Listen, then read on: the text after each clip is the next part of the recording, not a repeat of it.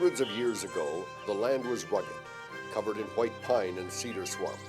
It was quiet, except for birds chirping, and near the river, the rush of water, fast water, roaring and tumbling down 110 feet over the course of 9 miles. At the foot of the rapids, the river quietly flowed into a small lake, an ideal place for an encampment. It was called Nogojiwanong, the end of the rapids. In the late 17th century, Mississauga Indians, in pushing south, came through this area and chasing Iroquois, and had a battle that would have been what I would call the Battle of Nogojiwanong, which was about where Little Lake Cemetery is now.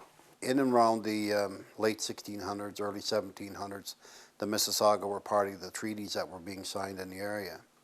However, prior to that, the Mississauga moved south, and they had to fight for the territory. The Hurons were here, and the Iroquois were here, and there were some. The oral history said that there were some major battles, but that the Mississauga and the Chippewa persevered and drove the others out of the territory. The Mississauga were here when the first white settlers arrived.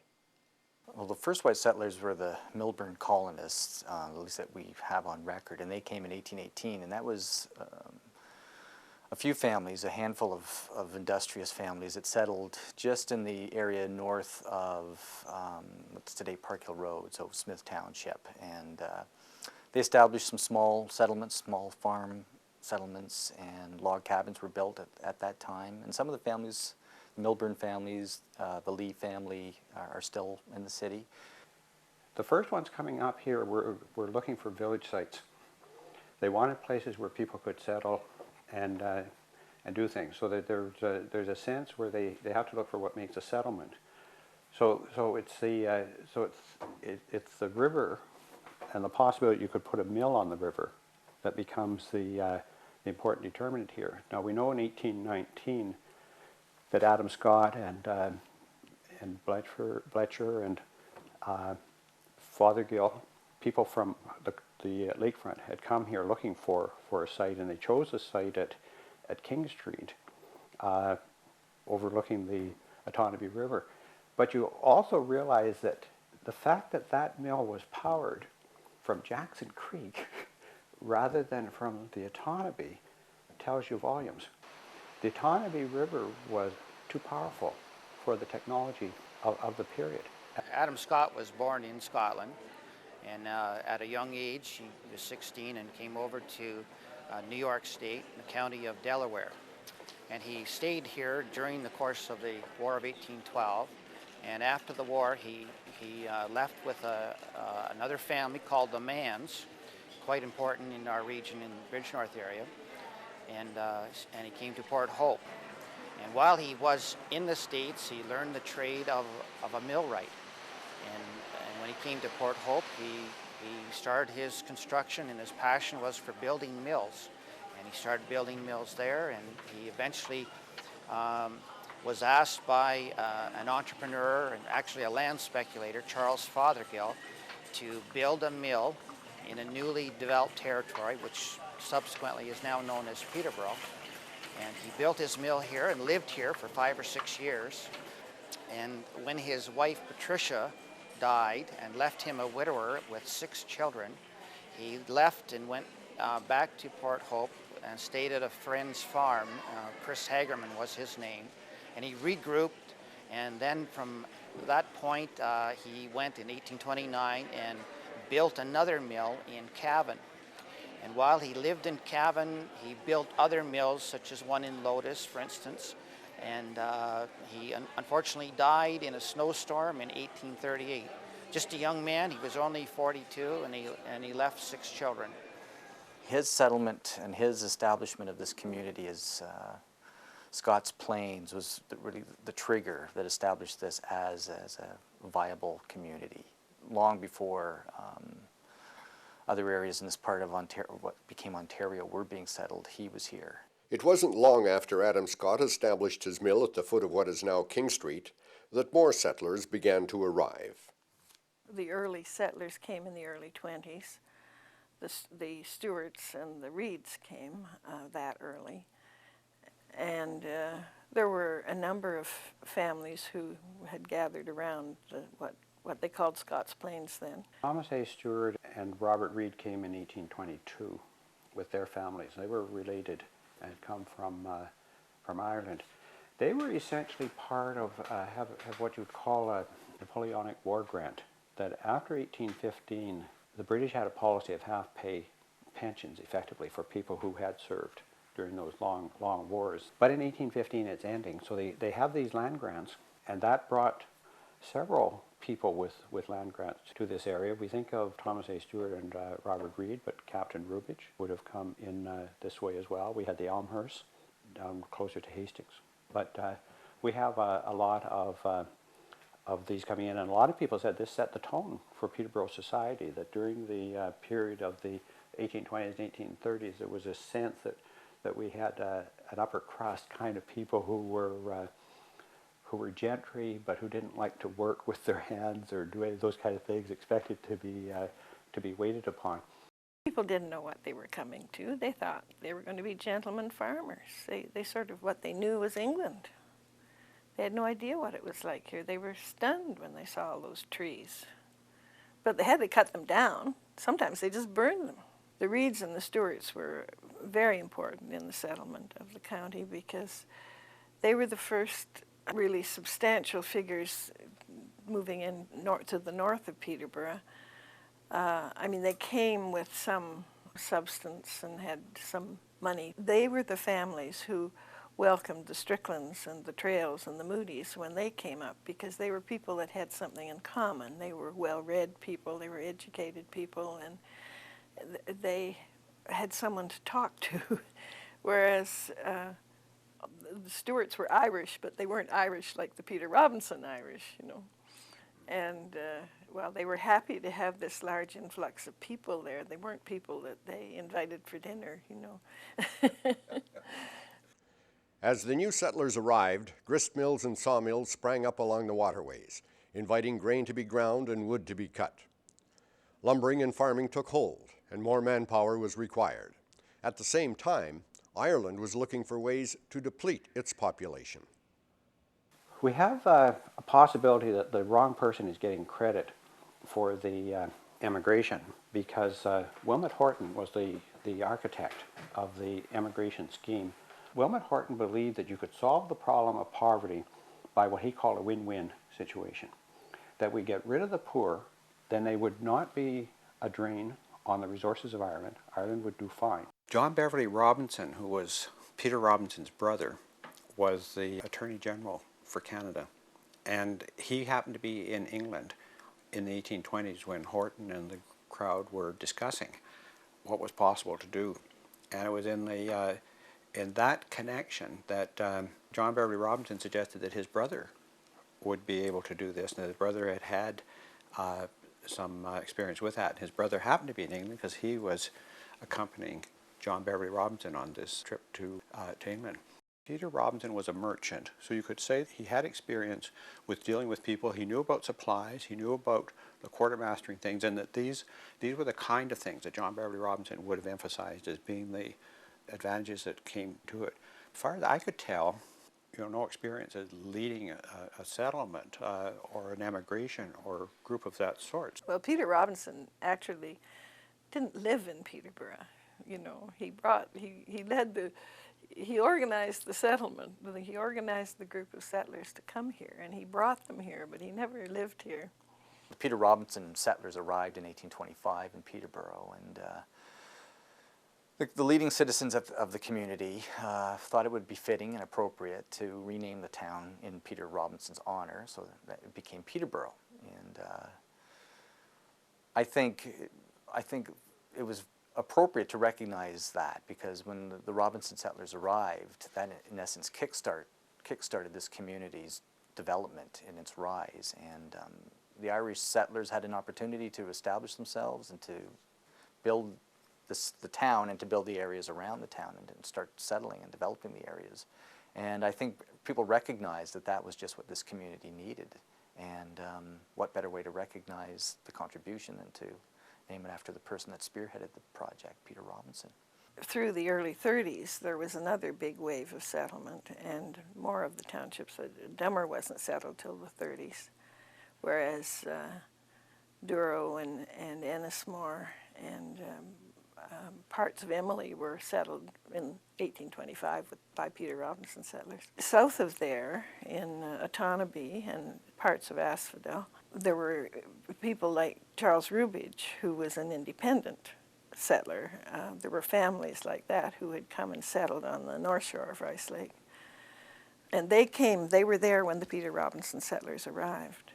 In fact, Charles Rubidge was the settlement officer. He's the one who apportioned the lots to the various families and told them where to go. And they were entitled to, one cow and some farm tools, and they had these small log shacks built for them so that they all had a habitation of some sort to start with and to get them going. Rubidge claims that he brought in over 4,000 immigrants to the Peterborough area. I suspect, though, from his writing, that there was a little bit of Peter Robinson envy creeping in. Rubidge was appointed the emigration officer after Peter Robinson, so around 1831. I believe it was 1838. Rubidge prepared or presented a report to the British government where he talked about his emigration as opposed to that of Peter Robinson. I think one of the most telling things is that what happened around the Peter Robinson emigration, the provisions that were provided, the role of the government and so on, that wasn't repeated. And so I suspect that from that point of view, Rubidge may have been correct. What Robinson did was seen to be very expensive in terms of the government. And their focus was to get people out of Ireland as quickly, as expeditiously, and as cheaply as possible. So Rubidge apparently certainly fit the bill in that respect. But as I say, starting in 1831, he does claim that he brought close to 4,000 immigrants to the Peterborough area, not just from Ireland, but also from England, Scotland, and Wales. I think my bottom line is that Rubidge is forgotten, is to a large degree ignored, and I think there's a lot of questions there that merit further investigation around Rubidge and his role.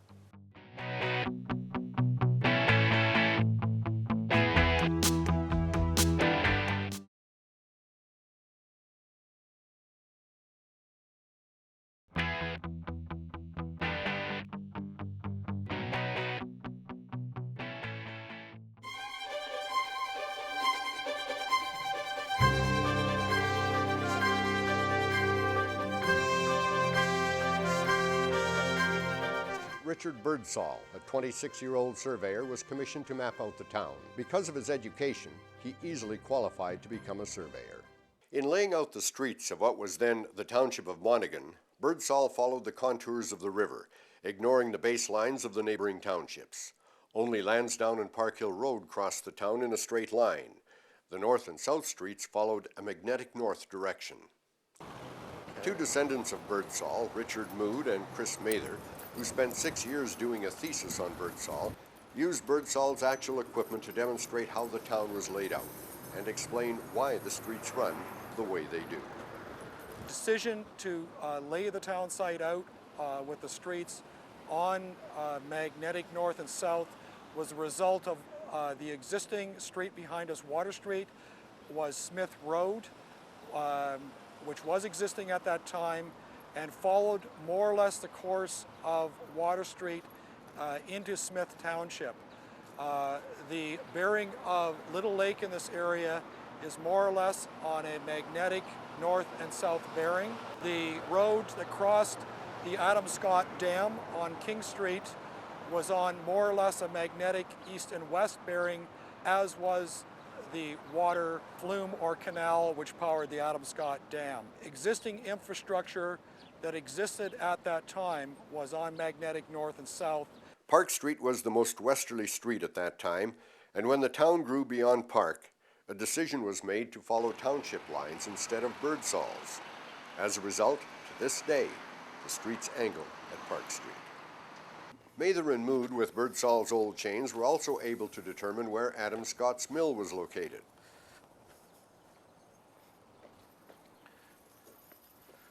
So here, this is the wall of the Adam Scott Mill. So the Adam Scott Mill was located in this area right here.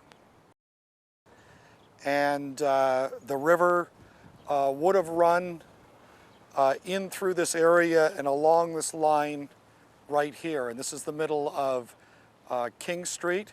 So the Ontario Ministry of Natural Resources building, at least half of the building is built on an area which in 1825 was part of the Otonabee River, and that's now Millennium Park.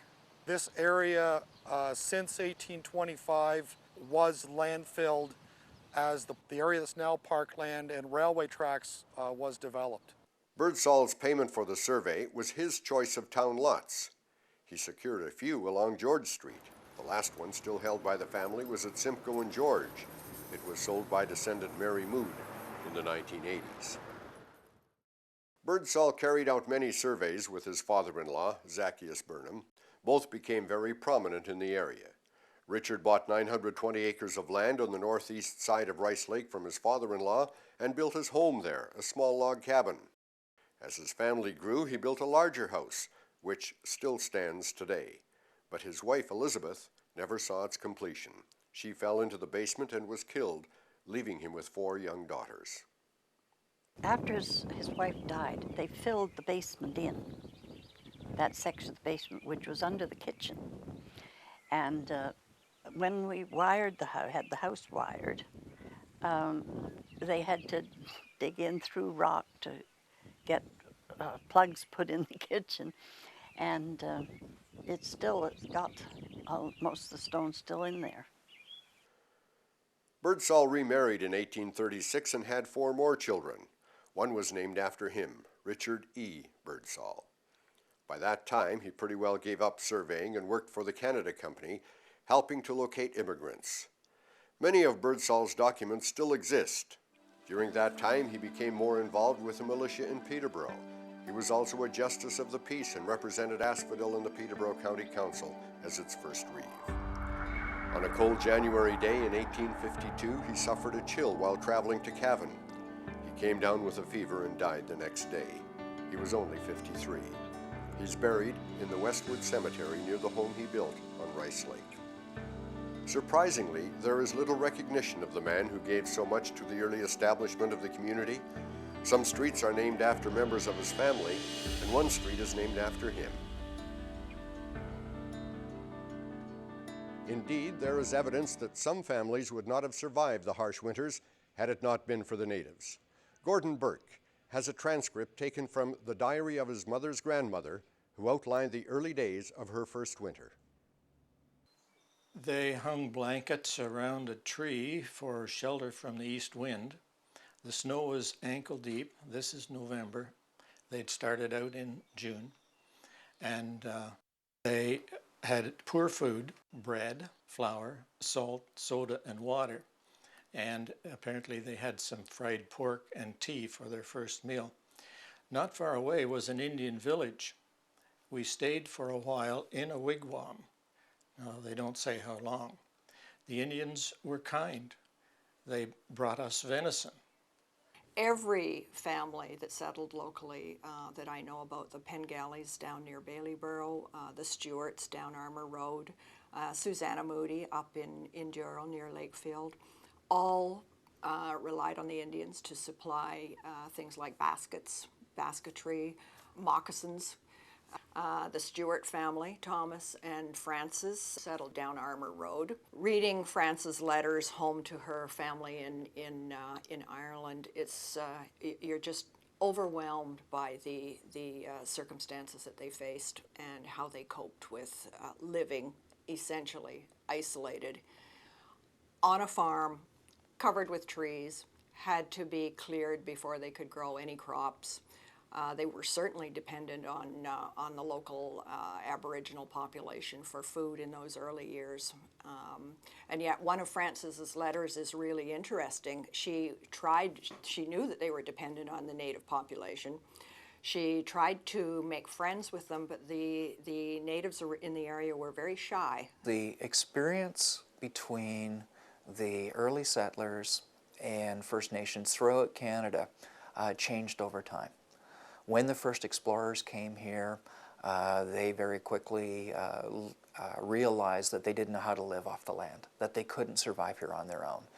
And so they learned a lot from the First Nations in those first years.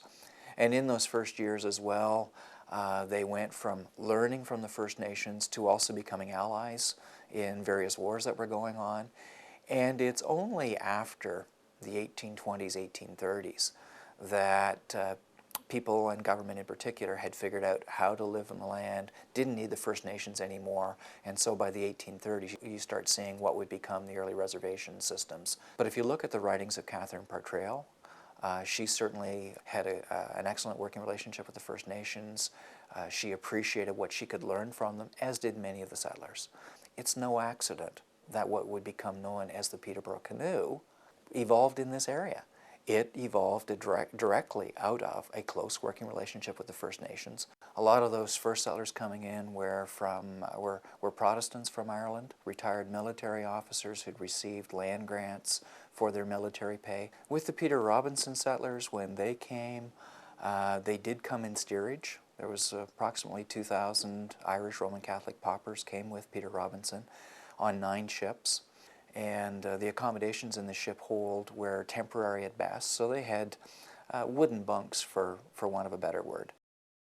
And as soon as the ships got to the New World, then they would take out the temporary structures and then fill the holds with raw materials to take back to Britain. But I think that does give a sense of the crowding and everything. But by and large, the Peter Robinson immigrants had it pretty good, because the later immigrants that were coming, especially those ones that were coming in the time that Rubich talks about, there was a lot more stress, a lot more tension. The situation had continued to deteriorate in Ireland in particular, but also in Scotland. Those areas were grossly overpopulated. There was increased pressure by absentee landlords to reduce the people on the land.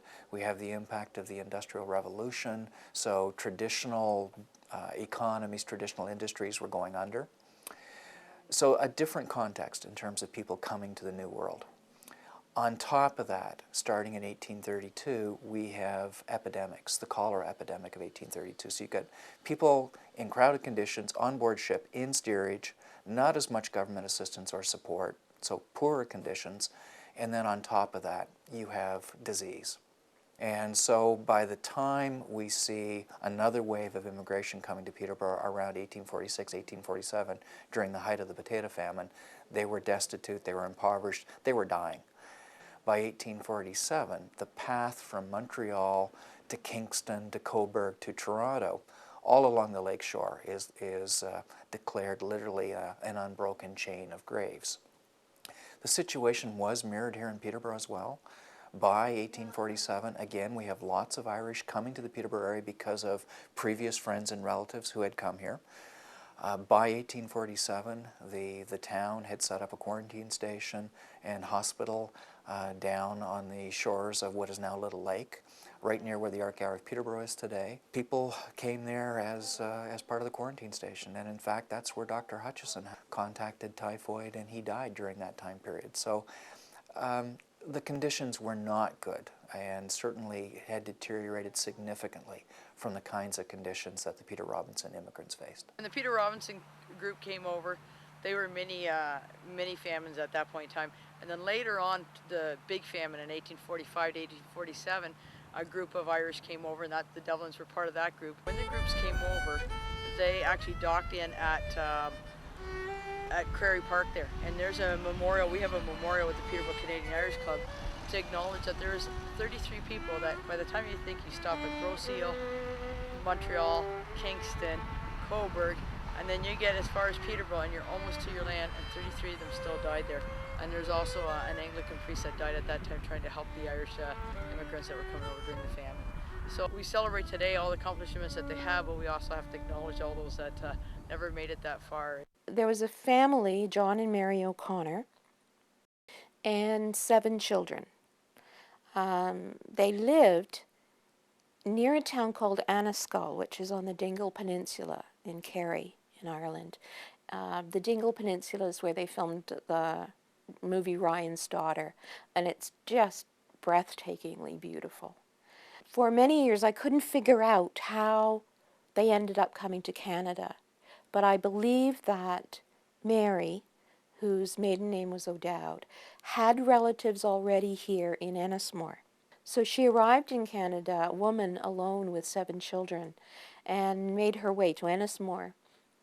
And she seems to have done very well there. Her oldest son, Thomas, who's my ancestor, was 20.